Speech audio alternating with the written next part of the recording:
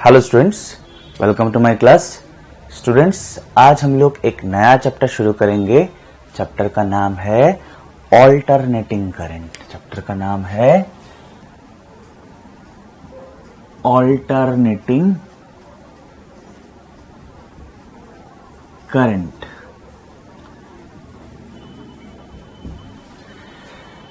ना स्टूडेंट्स, ये chapter and last chapter क्या था? Electromagnetic induction. ये दोनों चैप्टर रिलेटेड है, ठीक है। तो आपको इलेक्ट्रोमैग्नेटिक इंडक्शन का बेसिक्स भी क्लियर होना चाहिए, ठीक है। और जो लास्ट क्लास करवाया in the chapter electromagnetic induction, that is AC generator, वो एसी जनरेटर भी आपका क्लियर होना चाहिए, ठीक है स्टूडेंट्स। तो शुरू करते हैं आज का क्लास। तो चैप्टर का नाम क्या है स्टूडेंट्स? Alternating current. तो स्टूडेंट्स, हम लोगों ने जो इतना दिन करंट पढ़ा, ठीक है, करंट इलेक्ट्रिसिटी चैप्टर में जो करंट पढ़ा, वो कैसा करंट था? वो था डायरेक्ट करंट। वो था डायरेक्ट करंट, ठीक है। इन जनरल अगर हम लोग सिर्फ करंट कहते हैं तो बेसिकली हम लोग कौन सा करंट के बारे में बात करते हैं? डायरेक्ट करंट, ठीक है। और इस चैप्टर में पढ़ेंगे हम लोग ऑल्टरनेटिंग करंट, जिसको हम लोग एसी भी कहते हैं।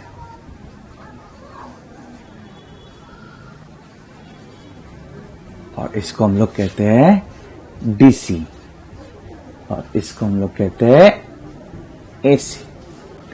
तो बेसिक डिफरेंस क्या है students direct current and alternating current में? तो इन डायरेक्ट करंट हम लोगों ने देखा हुआ स्टूडेंट्स, हियर डायरेक्शन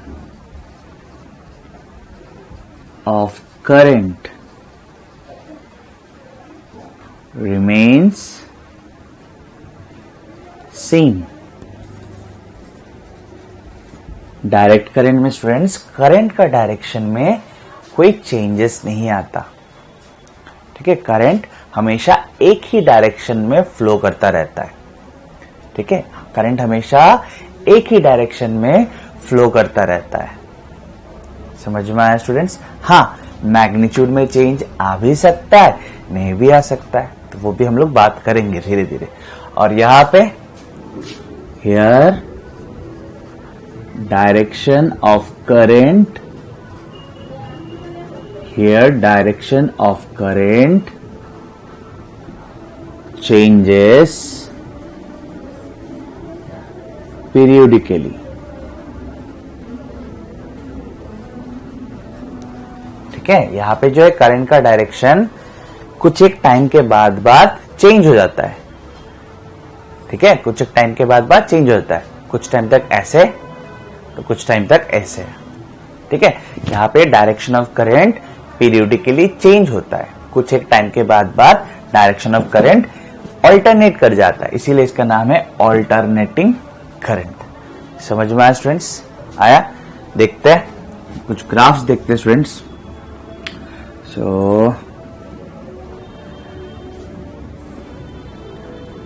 ठीक है, this is current axis and this is time axis, ठीक है। ये है ग्राफ डायरेक्ट करंट का, ठीक है। जस्ट मैं एक एग्जांपल दे रहा और एक दे देता students. Current axis and time axis.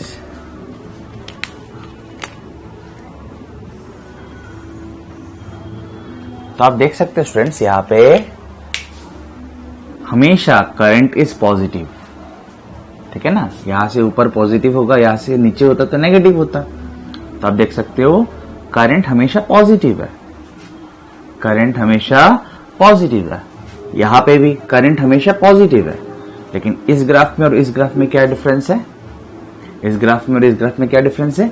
यहां पे करंट का मैग्नीट्यूड चेंज नहीं हो रहा है, ग्राफ ऊपर नीचे नहीं कर रहा है, मतलब करंट का मैग्नीट्यूड चेंज नहीं हो रहा है। समझ में आ रहा है ना स्टूडेंट्स? ये तो करंट एक्सिस है, तो ग्राफ ऊपर नीचे नहीं कर रहा है, मतलब करंट का मैग्नीट्यूड चेंज नहीं हो रहा है। यहां पे magnitude of current is constant, but यहां पे करंट बढ़ रहा है, कम हो रहा है, बढ़ रहा है, कम हो रहा है। बढ़ रहा है, कम हो रहा है। समझ में आ रहा है स्टूडेंट्स?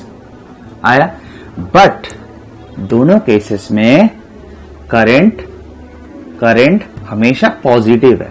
करंट हमेशा पॉजिटिव है। ग्राफ यहां से ऊपर है, तो करंट हमेशा पॉजिटिव है का मतलब क्या है स्टूडेंट्स? कि करंट हमेशा एक ही डायरेक्शन में फ्लो कर रहा है। ठीक है, करंट हमेशा एक ही डायरेक्शन में फ्लो कर रहा है। That means it is a direct current. Current अगर एक ही डायरेक्शन में फ्लो करता रहता है तो उस करंट को हम लोग कहते हैं डायरेक्ट करंट। समझ में आया स्टूडेंट्स? आया? बैटरी के वजह से जो करंट आता है सर्किट में, बैटरी लगाने से जो सर्किट में करंट आता है, that current is direct current. समझ में आया स्टूडेंट्स? आया? तो यहां पे आप देख सकते हो कि करंट हमेशा पॉजिटिव, मतलब करंट एक ही डायरेक्शन में फ्लो कर रहा है। So both are direct current. But इन दोनों में डिफरेंस क्या है? Here magnitude of current is constant and here magnitude of current is changing. So yes, in direct current magnitude of current change हो सकता है, लेकिन डायरेक्शन ऑफ करंट चेंज नहीं हो सकता। समझ में आया स्टूडेंट्स? आया? नाउ स्टूडेंट्स, इन जनरल अगर हम लोग डायरेक्ट करंट मेंशन करते हैं और उसका मैग्नीट्यूड चेंज हो रहा है या नहीं हो रहा है, कुछ भी नहीं बोलते हैं, तो हम लोग मैग्नीट्यूड कांस्टेंट पकड़ते हैं। ठीक है, इन जनरल अगर हम लोग डायरेक्ट करंट मेंशन करते हैं तो हम लोग मैग्नीट्यूड कांस्टेंट पकड़ते हैं। बट यस, डायरेक्ट करंट का मैग्नीट्यूड चेंज हो भी सकता है। ठीक है, direct current basically is that current जहां पे करंट एक ही डायरेक्शन में हमेशा फ्लो करता है। समझ में आया स्टूडेंट्स? नेक्स्ट अभी हम लोग आ जाएंगे ऑल्टरनेटिंग करंट में, जहां पे डायरेक्शन पीरियोडिकली चेंज होता रहता है, कुछ देर के बाद चेंज होता रहता है। सो देखते हैं स्टूडेंट इसका ग्राफ कैसा कैसा हो सकता है। So this is current axis and this is time axis. ठीक है,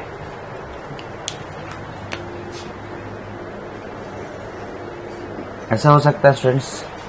आप देख सकते हो यहां से यहां तक पॉजिटिव, यहां से यहां तक नेगेटिव, मतलब यहां से यहां तक एक डायरेक्शन में करंट फ्लो कर रहा है और यहां से यहां तक डायरेक्शन ऑपोजिट हो गया। समझ में आ रहा है ना? यहां से यहां तक पॉजिटिव, यहां से यहां तक नेगेटिव। ठीक है, ओरिजिन के ऊपर है तो पॉजिटिव, ओरिजिन के नीचे है तो नेगेटिव। ठीक है, तो ये पॉजिटिव नेगेटिव क्या समझा रहा है? ये पॉजिटिव नेगेटिव ये समझा रहा है कि डायरेक्शन ऑफ करंट चेंज हो रहा है। यहां से यहां तक करंट एक ही डायरेक्शन में फ्लो हुआ और यहां से यहां तक करंट ऑपोजिट डायरेक्शन में फ्लो हुआ। समझ में आया स्टूडेंट्स? आया? तो और भी पॉसिबल अल्टरनेटिंग करंट का ग्राफ्स हो सकता है। तो जैसे कि ये वाला और एक ऐसा भी हो सकता है।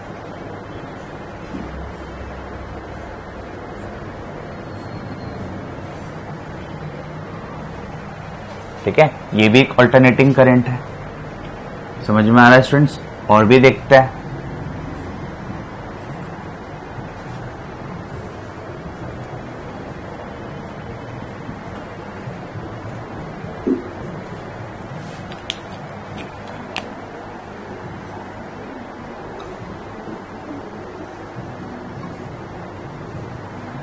तो आप देख सकते हो कुछ देर तक पॉजिटिव, उसके बाद नेगेटिव, पॉजिटिव, उसके बाद नेगेटिव।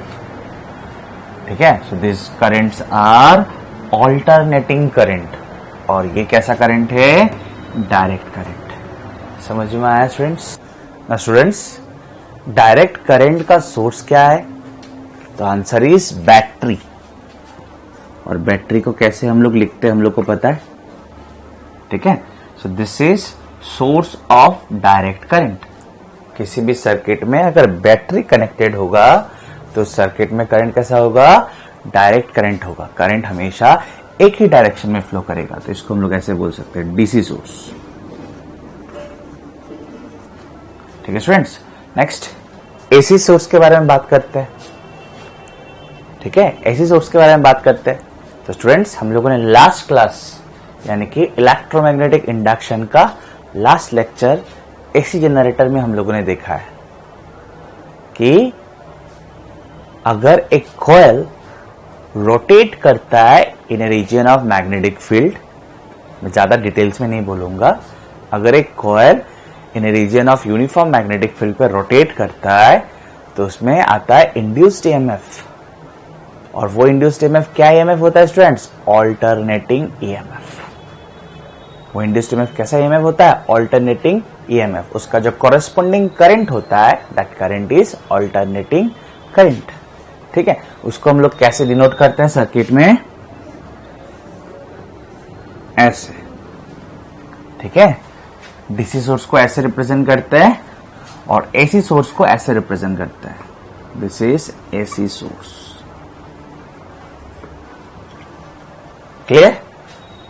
नाउ स्टूडेंट्स, हम लोग के घर पे जो करंट का सप्लाई है, हम लोग के घर पे जो इलेक्ट्रॉनिक डिवाइसेस में से करंट फ्लो कर रहा है, वो कैसा करंट है? Yes, that is alternating current. ठीक है, और ये एग्जैक्टली वही करंट है जो एसी जनरेटर में प्रोड्यूस हुआ था। ठीक है, वो एग्जैक्टली वही करंट है जो एसी जनरेटर में प्रोड्यूस हुआ। स्टूडेंट्स, आप लोग का एसी जनरेटर क्लियर हुआ होगा ऑब्वियसली। तो हम लोग के घर पे जो ऑल्टरनेटिंग करंट है वो एग्जैक्टली वही करंट है जो एसी जनरेटर में प्रोड्यूस हुआ था। तो चलिए उस क्लास के बारे में, एसी जनरेटर के बारे में थोड़ा बात करते हैं। मतलब क्या हम लोग को मिला था वो थोड़ा बात करेंगे। ठीक है, उससे क्या होगा, हम लोग के घर पे जो करंट फ्लो कर रहा है, जो एसी करंट फ्लो कर रहा है, उसका फॉर्म हम लोग को देखने को मिलेगा। ठीक है, तो देखिए प्लीज स्टूडेंट्स, हम लोग को पता है कि when a coil is rotated, when a coil is rotated in a region of uniform magnetic field, when a coil is rotated in a region of uniform magnetic field,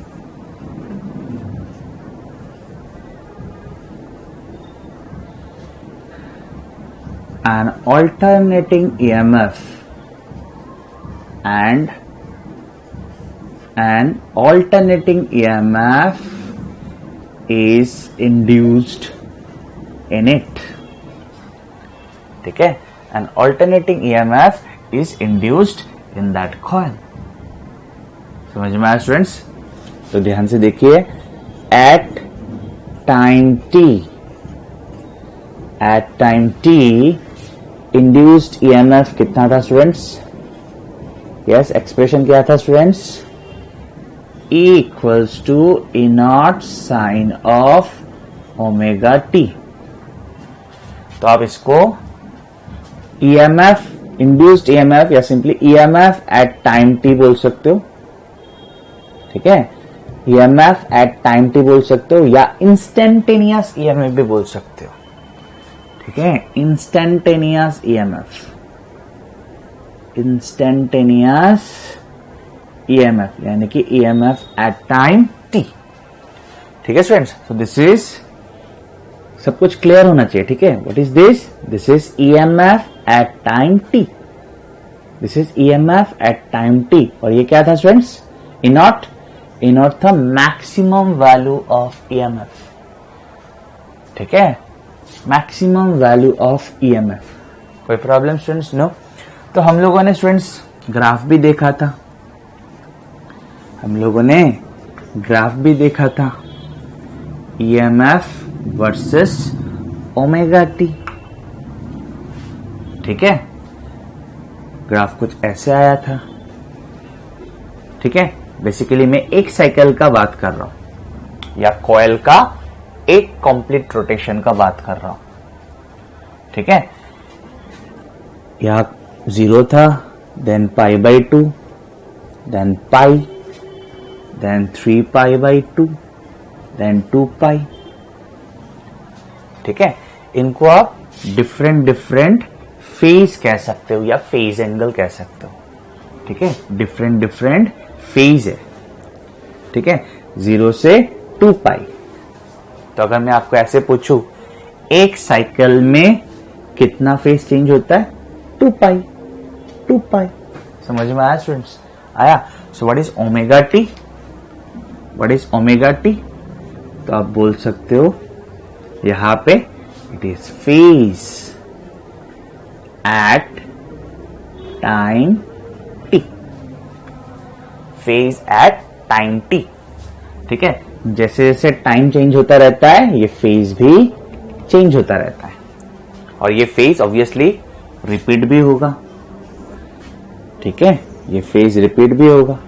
अब देख सकते हो ये वाला फेज फिर से रिपीट हुआ, right? समझ में आ रहा है? ये वाला फेज फिर से रिपीट हुआ, ये वाला फेज फिर से रिपीट हुआ। समझ में आ रहा है ना स्टूडेंट्स? आ रहा है? सो टेंशन नहीं लेना है, रिलैक्स रहना है। तो हम लोग के घर पे जो ऑल्टरनेटिंग ईएमएफ है, ऑब्वियसली ऑल्टरनेटिंग करंट फ्लो कर रहा है तो ऑल्टरनेटिंग ईएमएफ होगा। वो ऑल्टरनेटिंग ईएमएफ कौन सा ऑल्टरनेटिंग ईएमएफ है? एग्जैक्टली वही ईएमएफ जो एसी जनरेटर में इंड्यूस होता है, जो एसी जनरेटर में प्रोड्यूस होता है। समझ में आ रहा है? एग्जैक्टली वही फॉर्म में होता है। हम लोग का घर का ईएमएफ, हम लोग का घर का जो ईएमएफ सप्लाई है वो एग्जैक्टली इस फॉर्म का ही होता है। Clear students? क्लियर? अब प्लीज कंसंट्रेट, प्लीज कंसंट्रेट, ध्यान दीजिए please. Now if the induced EMF या ऑल्टरनेटिंग ईएमएफ आप लिख लेते हैं, if the alternating EMF is applied, if the alternating EMF is applied to a resistor जिसका रेजिस्टेंस मान लेते हैं R in a सर्किट। एक सर्किट है जिसमें एक रेजिस्टर है जिसका रेजिस्टेंस है R, तो उसमें ऑल्टरनेटिंग करंट आएगा। तो यहां पे मैंने सिर्फ ऑल्टरनेटिंग लिखा है ना। Now if the alternating EMF is applied to a resistor जिसका रेजिस्टेंस है आर इन ए सर्किट, तो उस सर्किट में कैसा करंट फ्लो होगा? उसका सप्लाई अगर ऑल्टरनेटिंग ईएमएफ है तो करंट कैसा फ्लो होगा?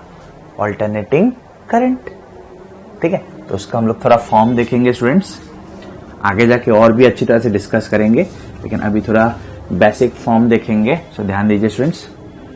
सो करंट एट टाइम टी, या आप इसको बोल सकते हो इंस्टेंटेनियस वैल्यू ऑफ करंट। क्या होगा students?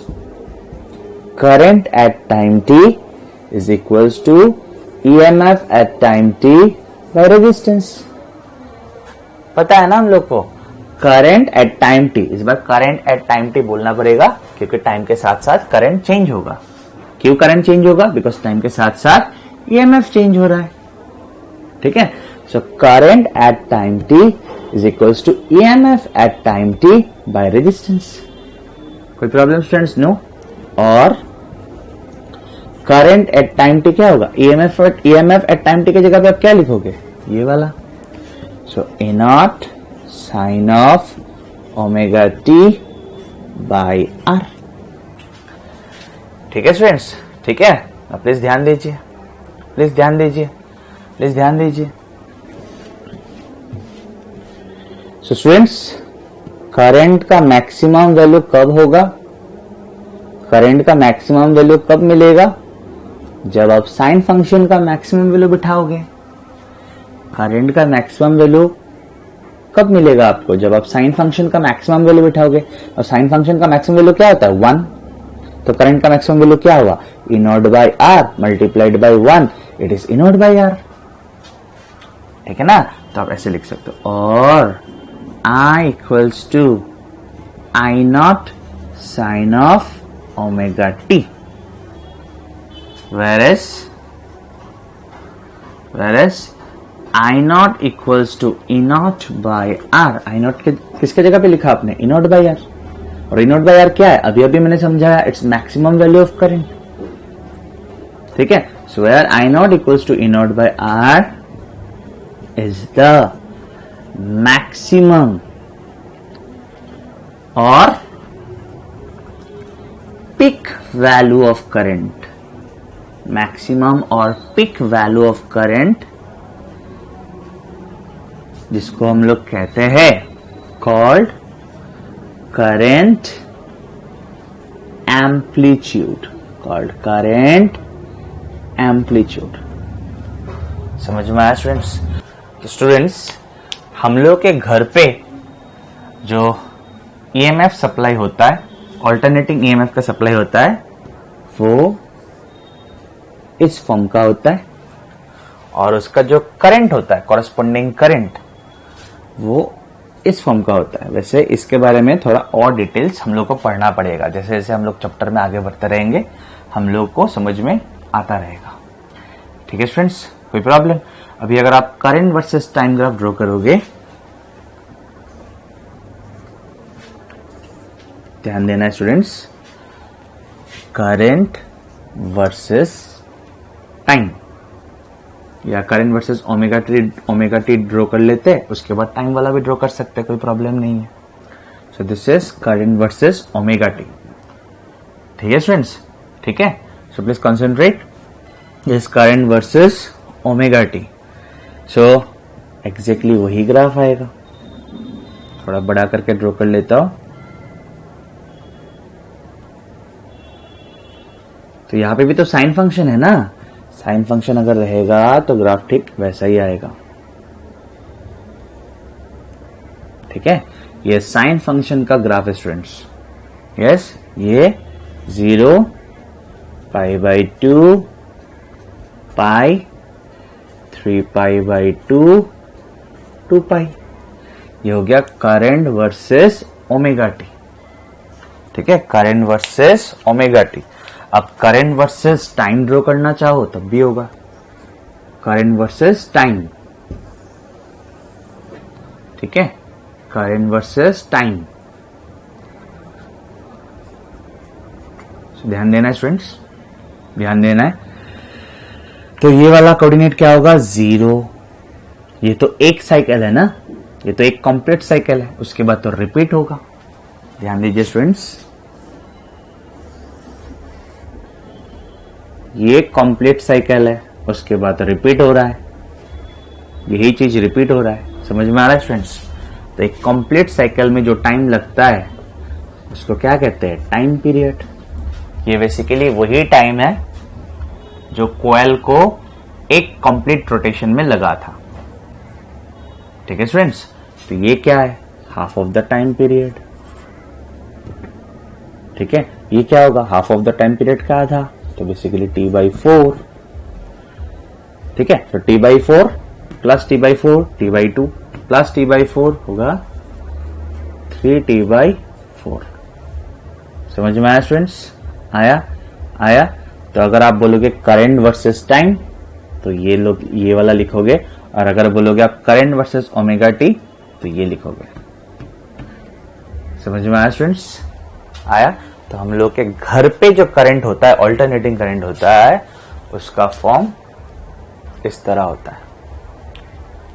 Clear students? Now students, जैसे कि मैं बोल रहा था कि हम लोग के घर पे जो ऑल्टरनेटिंग करंट होता है उसका फॉर्म इस तरह होता है. ठीक है स्टूडेंट्स? और हम लोगों ने already alternating current versus omega T graph देखा हुआ है, या ऑल्टरनेटिंग करंट वर्सेस टाइम भी देखा हुआ है. यही ग्राफ मैंने वहां पे दिखाया था, टाइम मैंने इसी में दिखा दिया था. ठीक है स्टूडेंट्स? सो आप देख सकते हो स्टूडेंट्स यहाँ पे कि कुछ टाइम के बाद डायरेक्शन तो बदल रहा है, positive negative. So positive negative मतलब डायरेक्शन तो बदल रहा है, लेकिन मैग्नीट्यूड जो है वो कंटिन्यूअसली चेंज हो रहा है. मैग्नीट्यूड बढ़ रहा है. मैक्सिमम कम रहा है, कम रहा है, कम रहा है, कम रहा है, 0, फिर से बढ़ रहा है। अब बोलोगे कम हो रहा है सर, नहीं, नेगेटिव का मतलब होता है डायरेक्शन रिवर्स है, ठीक है। नेगेटिव करंट का मतलब होगा कि डायरेक्शन उल्टा है, ऑपोजिट डायरेक्शन में फ्लो कर रहा है। समझ में आ रहा है स्टूडेंट्स? लेकिन यहां से मैग्नीट्यूड देखा जाए तो फिर से बढ़ रहा है। सो मैग्नीट्यूड इंक्रीज होते होते मैक्सिमम, फिर से कमते कमते 0। तो ध्यान देना स्टूडेंट्स, फिर से magnitude of current increasing increasing increasing increasing, maximum decreasing decreasing decreasing decreasing 0, increasing increasing increasing, maximum decreasing decreasing decreasing decreasing 0। तो एक साइकिल में स्टूडेंट्स 2 बार मैक्सिमम होता है और 2 बार 0 होता है, ठीक है। हम लोग के घर पे जो अल्टरनेटिंग करंट है, एक साइकिल में 2 बार मैक्सिमम होता है, 2 बार 0 होता है। और एक चीज याद रखना है, उसका मैग्नीट्यूड कंटिन्यूअसली चेंज होता है। हम लोग के घर पे जो अल्टरनेटिंग करंट है, उसका मैग्नीट्यूड कंटिन्यूअसली चेंज होता है, मैग्नीट्यूड कंटिन्यूअसली चेंज होता है। समझ में आया स्टूडेंट्स? आया? तो आप लोग ऐसे लिख के रख सकते हो, मैग्नीट्यूड ऑफ अल्टरनेटिंग करंट या hair.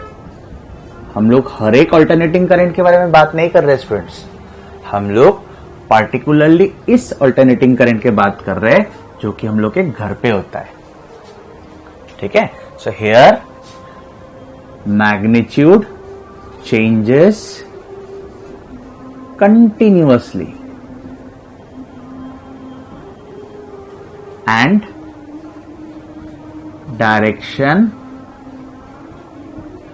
Reverses.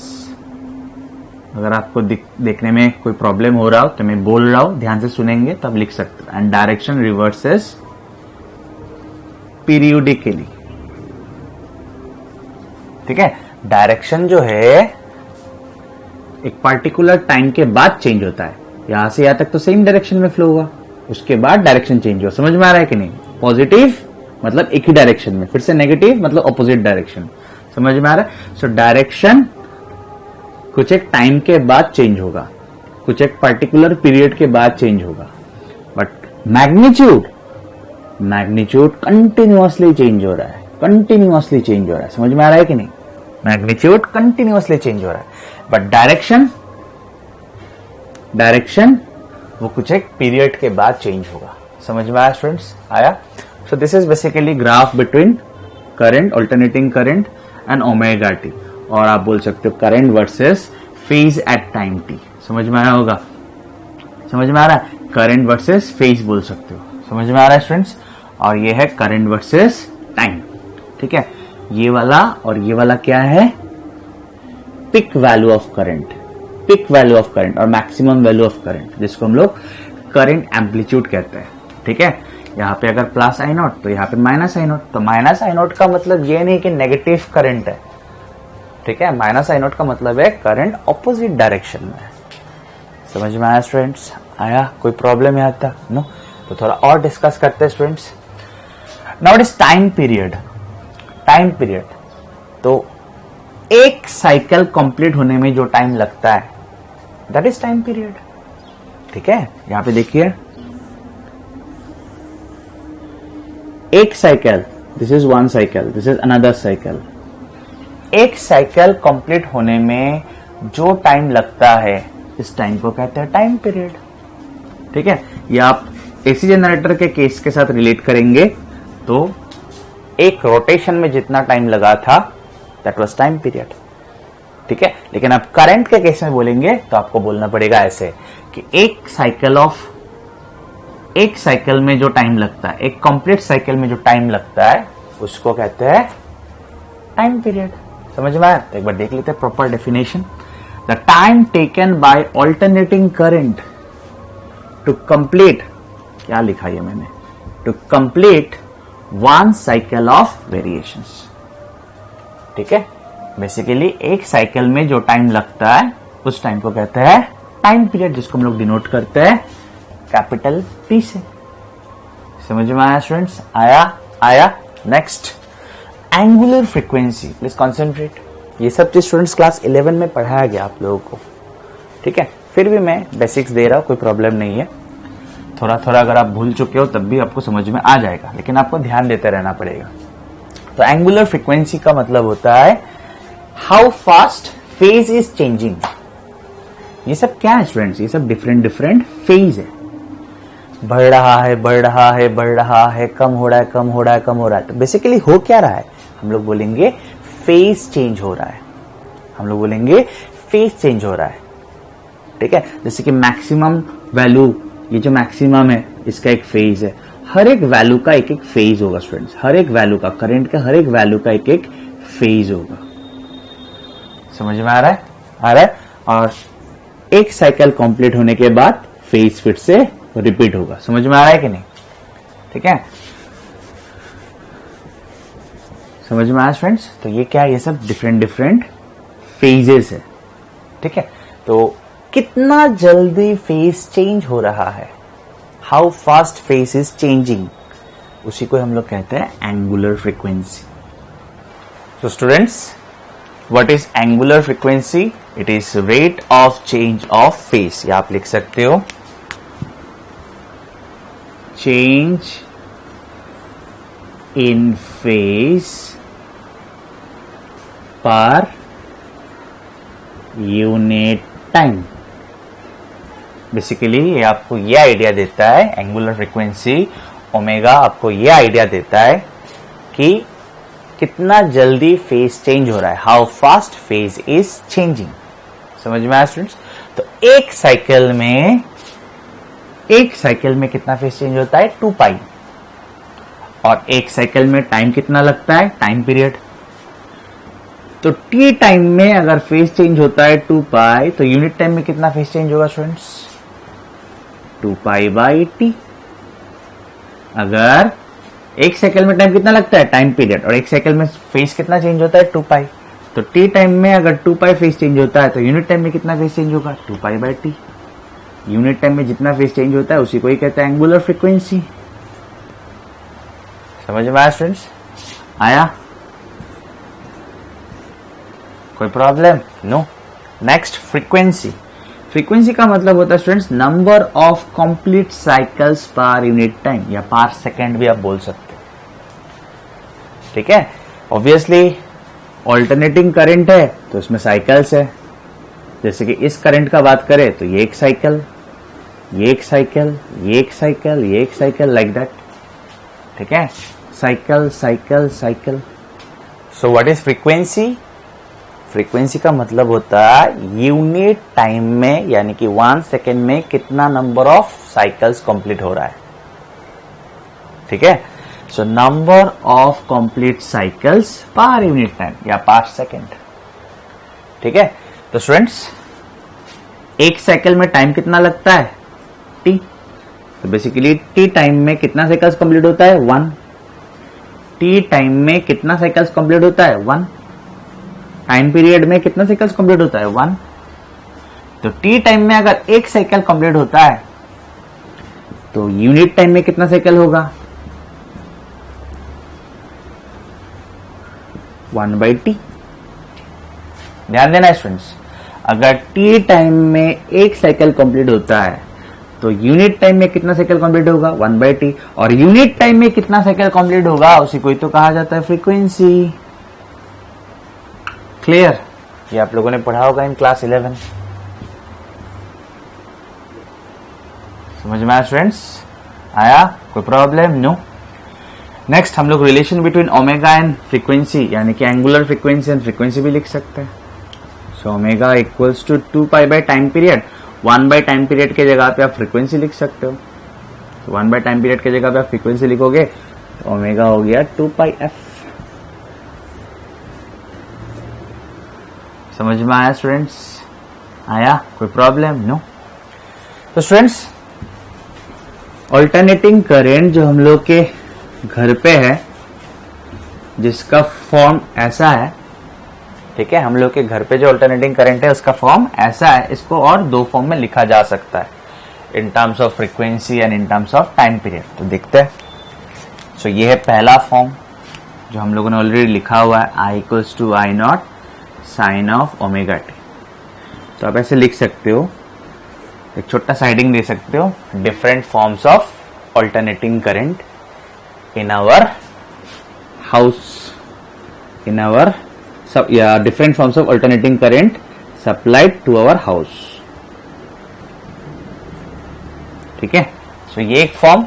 Then I equals to I not sine of omega के जगह पे आप लिख सकते हो 2 पाई बाय टाइम पीरियड। तो ये हो गया और एक form in terms of time period. ठीक है, या ओमेगा के जगह पे लिख सकते हो 2 पाई एफ। तो ये हो गया और एक फॉर्म। ओमेगा के जगह पे आप लिख सकते हो 2 पाई F. So these are different forms of alternating current supplied to our house। ठीक है, सेम करंट का अलग अलग फॉर्म है। ठीक है स्टूडेंट्स। अच्छा, ओमेगा का यूनिट क्या होगा स्टूडेंट्स? ये तो रेडियन है, फेज तो रेडियन में कैलकुलेट होता है, टाइम तो सेकंड में, तो क्या होगा रेडियन पर सेकंड ऐसा यूनिट। ठीक है, फ्रीक्वेंसी का उसको हम लोग साइकिल्स पर सेकंड बोल सकते हैं, या सिंपली सेकंड इनवर्स बोल सकते हो, या आप हर्ट्ज भी बोल सकते हो। ठीक है स्टूडेंट्स, क्लियर? सब कुछ क्लियर यहां तक? यस। तो स्टूडेंट्स, हम लोग के घर पे जो सप्लाई होता है करंट, वो कैसा करंट होता है? Alternating current. और ऑल्टरनेटिंग करंट है तो फ्रीक्वेंसी होगा, ऑल्टरनेटिंग करंट है तो साइकिल्स होगा, और साइकिल्स होगा तो फ्रीक्वेंसी होगा। ठीक है, फ्रीक्वेंसी बोलते ही दिमाग में आ जाना चाहिए नंबर ऑफ कंप्लीट साइकिल्स पर सेकंड। ठीक है, तो क्या कह रहा था? हम लोग के घर पे जो करंट है वो कैसा करंट है? Alternating current. और ऑल्टरनेटिंग करंट है तो साइकिल्स होगा, और साइकिल्स है तो फ्रीक्वेंसी होगा। तो स्टूडेंट्स, हम लोग के घर पे जो करंट है उसका फ्रीक्वेंसी क्या है? हम लोग के घर पे जो ऑल्टरनेटिंग करंट है उसका फ्रीक्वेंसी क्या है? तो उसका फ्रीक्वेंसी है 50 साइकिल्स पर सेकेंड। ठीक है, 50 साइकिल्स पर सेकेंड। ठीक है ना, 50 साइकिल्स पर सेकेंड। ध्यान देना स्टूडेंट्स, 50 साइकिल्स पर सेकेंड, या आप इसको 50 हर्ट्ज भी बोल सकते हो, 50 हर्ट्ज। तो आप ऐसे लिख सकते हो स्टूडेंट्स एक नोट में, the frequency of alternating current supplied to our house is 50 cycles per second or 50 hertz. The frequency of alternating current supplied to our house is 50 cycles per second or 50 hertz. ठीक है students, एक interesting चीज देखते हैं students. एक cycle को अगर देखा जाए तो करंट का वैल्यू 2 बार मैक्सिमम होता है और 2 बार मिनिमम होता है। देखिए, यहां से साइकिल शुरू होता है, इंक्रीज होते होते होते होते मैक्सिमम, डिक्रीज होते होते होते होते जीरो, इंक्रीज होते होते होते होते मैक्सिमम, डिक्रीज होते होते होते होते जीरो। 2 बार मैक्सिमम, 2 बार जीरो। ठीक है, एक साइकिल में करंट का वैल्यू 2 बार मैक्सिमम होता है, 2 बार जीरो होता है ना स्टूडेंट्स। अभी अगर आपको मैं पूछूं कि एक सेकंड में हम लोग के घर पे जो अल्टरनेटिंग करंट है, इन 1 सेकेंड हम लोग के घर पे जो अल्टरनेटिंग करंट है उसका वैल्यू कितना बार मैक्सिमम हुआ और कितना बार जीरो हुआ? तो स्टूडेंट्स आराम से आप बोल सकते हो, हम लोग के घर पे जो करंट है स्टूडेंट्स उसका फ्रीक्वेंसी है 50 साइकिल्स पर सेकेंड। 50 साइकिल्स पर सेकेंड। हम लोग को जस्ट ये बात याद रखना चाहिए कि एक साइकिल में कितना बार मैक्सिमम, कितना बार जीरो? 2 बार मैक्सिमम, 2 बार जीरो। तो ध्यान से सुनिए स्टूडेंट्स, इन 1 सेकेंड हम लोग के घर पे जो अल्टरनेटिंग करंट है उसका कितना साइकिल कंप्लीट हो रहा है? 50 साइकिल्स। ठीक है, और हर एक साइकिल में 2 बार मैक्सिमम होता है, 2 बार जीरो होता है, यानी कि 100 टाइम्स मैक्सिमम होता है करंट और 100 टाइम्स जीरो होता है इन 1 सेकेंड। क्लियर ना? समझ में आया?